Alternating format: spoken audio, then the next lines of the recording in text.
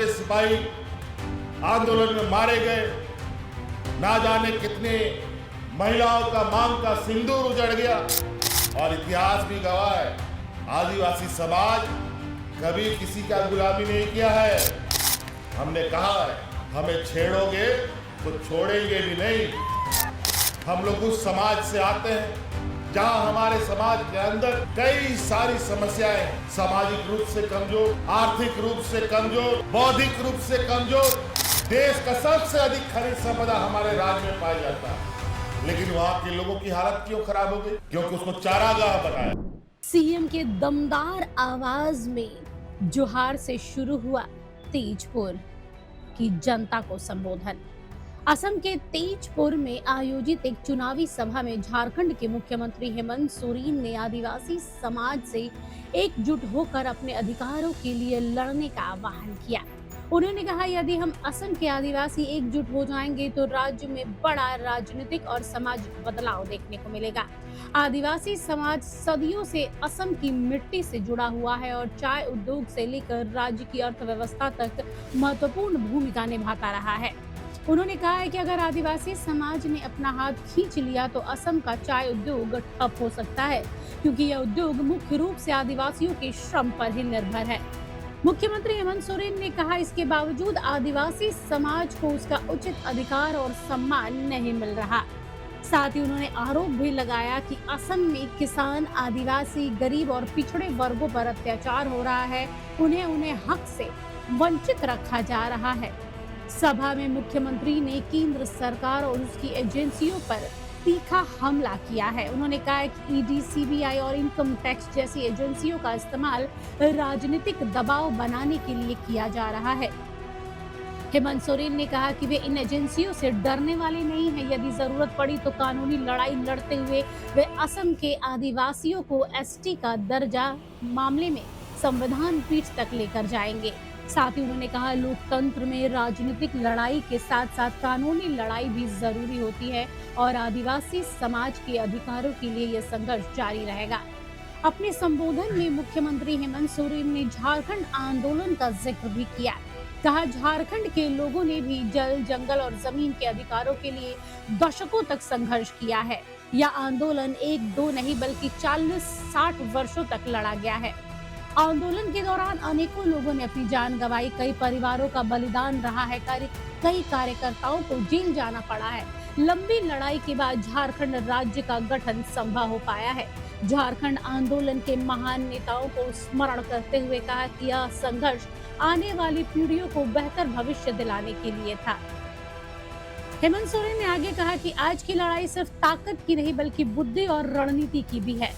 आदिवासी समाज से अपील किया कि अपने आसपास होने वाले राजनीतिक गतिविधियों को समझिए, पहचानिए और उनके अधिकारों को किस तरीके से प्रभावित किया जा रहा है उस पर भी ध्यान रखिए। आदिवासी समाज ने कभी गुलामी स्वीकार नहीं की है, हमेशा अपने अधिकारों के लिए संघर्ष किया है। हेमंत सोरेन ने आगे कहा, असम में आदिवासी समाज लंबे समय से अनुसूचित जनजाति यानी एसटी का दर्जा मांग रहा है। उन्होंने भरोसा दिलाया है कि इस मुद्दे को राष्ट्रीय स्तर पर उठाया जाएगा और जरूरत पड़ी तो इसे संविधान पीठ तक ले जाकर न्याय दिलाने का प्रयास किया जाएगा। अब ये बात समझ में नहीं आ रही है कि हेमंत सोरेन ने असम में आदिवासियों को एसटी का दर्जा उनके नजर में आ रहा है, लेकिन झारखंड में कुर्मी समाज एसटी की मांग कर रहा है, उस पर वो मौन है। बहरहाल असम में मुख्यमंत्री हेमंत सोरेन की गर्जना से एक बात तो साफ हो गया है कि अब हेमंत सोरेन भी असम में होने वाले विधानसभा चुनाव को लेकर इनकलाब करने के मूड में नजर आ रहे हैं।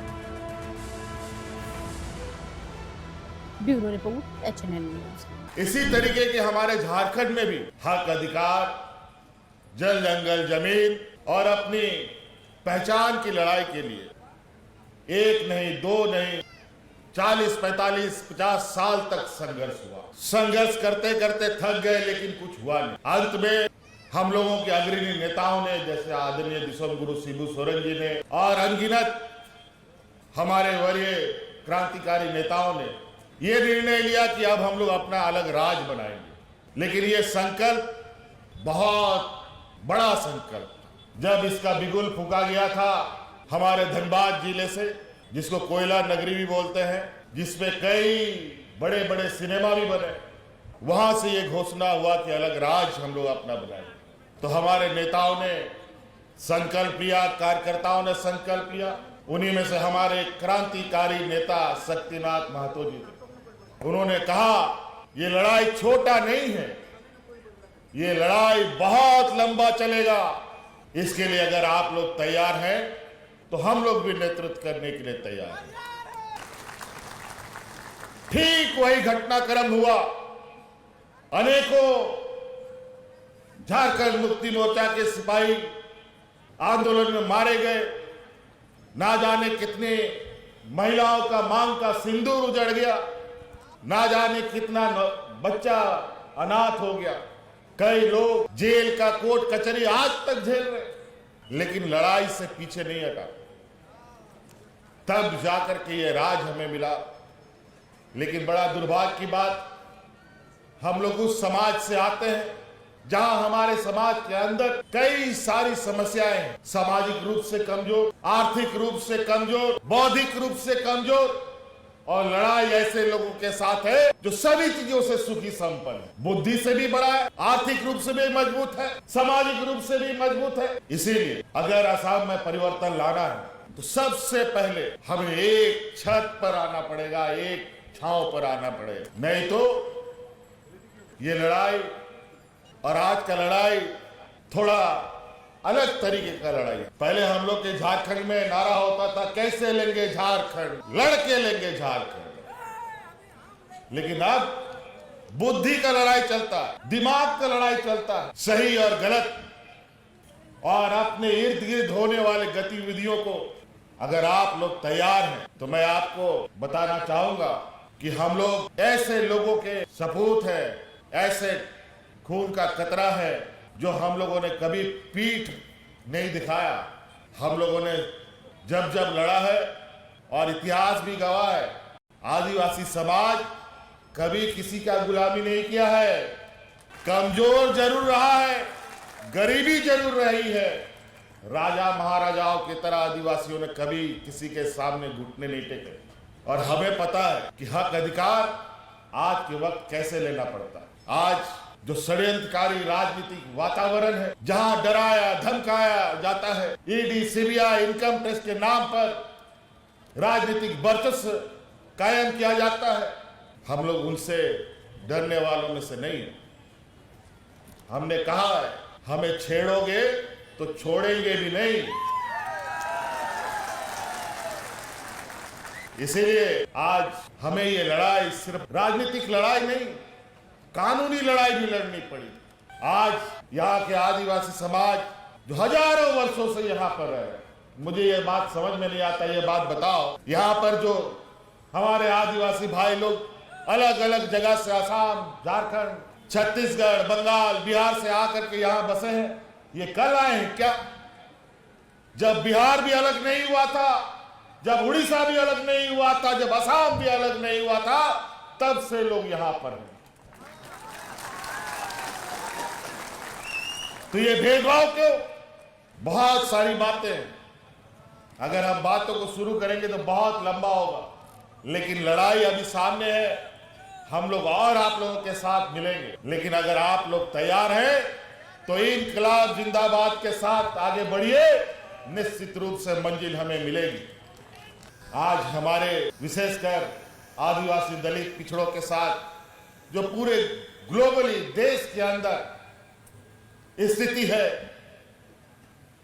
बड़ी चालाकी से हमारे हक अधिकारों को ये अपने घर में ले जाते हैं और बड़ा योजनाबद्ध तरीके से हमें सामाजिक रूप से, आर्थिक रूप से, बौद्धिक रूप से कमजोर करने का प्रयास होता है। अगर आर्थिक रूप से, सामाजिक रूप से अगर आप बीडीओ बन गए, सीईओ बन गए, कलेक्टर बन गए, डॉक्टर बन गए, तो क्या चाय बागान में कोई काम करेगा? तो इन लोग को चाय बागान कौन चलाए? तो इनको चाहिए मजदूर। पहले भी हम बोला, दिल्ली, मुंबई, गुजरात को विकास करना है, इसीलिए बड़ा योजनाबद्ध तरीके से, कई तरीके से खनिज संपदाओं से हमारा झारखंड सजा हुआ है। देश का सबसे अधिक खनिज संपदा हमारे राज्य में पाया जाता है, लेकिन वहां के लोगों की हालत क्यों खराब हो गई? क्योंकि उसको चारागाह बनाया। असम इतना खूबसूरत वादियां, कई ऐसे राज हैं जहां एक भी खनिज संपदा नहीं है, लेकिन आज वो देश के अग्रणी राज्यों में है। क्यों? कुदरत ने उसको इतना खूबसूरत बनाया है कि जहां पर लोग सैलानी के रूप में जाकर के वहां की आर्थिक गतिविधियों को बढ़ावा देते हैं।